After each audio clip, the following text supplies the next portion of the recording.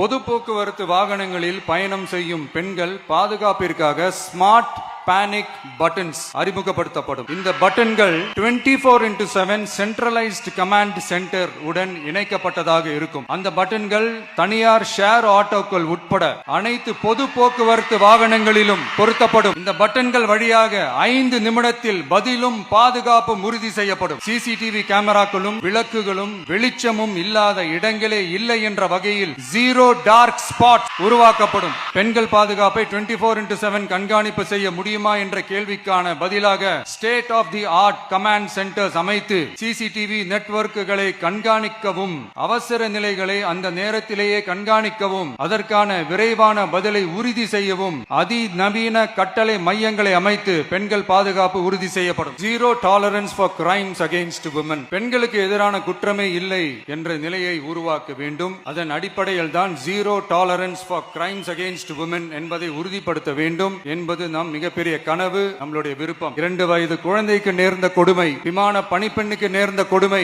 என இந்த கொடுமைகளில் ஈடுபட்டதே திமுக நிர்வாகி ஒருவரும் திமுக கவுன்சிலர் ஒருவரும் தான் என்பது செய்திகள் வழியாக எல்லாரும் அறிந்த ஒன்று. பெண்கள் பாதுகாப்பை உறுதி செய்யும் வகையில் ராணி வேலு நாச்சியார் படை ஏற்படுத்தப்படும். சாதாரண உடையில் இருக்கிற இந்த படையைச் சேர்ந்த பெண்கள் பாடி கேம் உடன் ஆங்காங்கே பாதுகாப்பு பணியில் இருப்பார்கள். இந்த திட்டத்தின் கீழ் மாநிலம் முழுவதும் 500 குழுக்கள் அமைக்கப்பட்டு பெண்கள் பாதுகாப்பு உறுதி செய்யப்படும். பெண்களுக்கு எதிரான குற்ற வழக்குகளை விசாரித்து விரைவாக நீதி வழங்க அஞ்சலை அம்மாள் அதிவிரைவு பெண்கள் நீதிமன்றங்கள் அமைக்கப்படும். இந்த ஃபாஸ்ட் ட்ராக் கோர்ட்டுகளில் பெண்களுக்கு எதிரான கேசுகள் எதுவும் இனி நிலுவையில் இல்லாத நிலை ஏற்படும். விசாரணையும் முறையாக நடத்தப்பட்டு தீர்ப்பும் விரைவாக வழங்கப்படும்.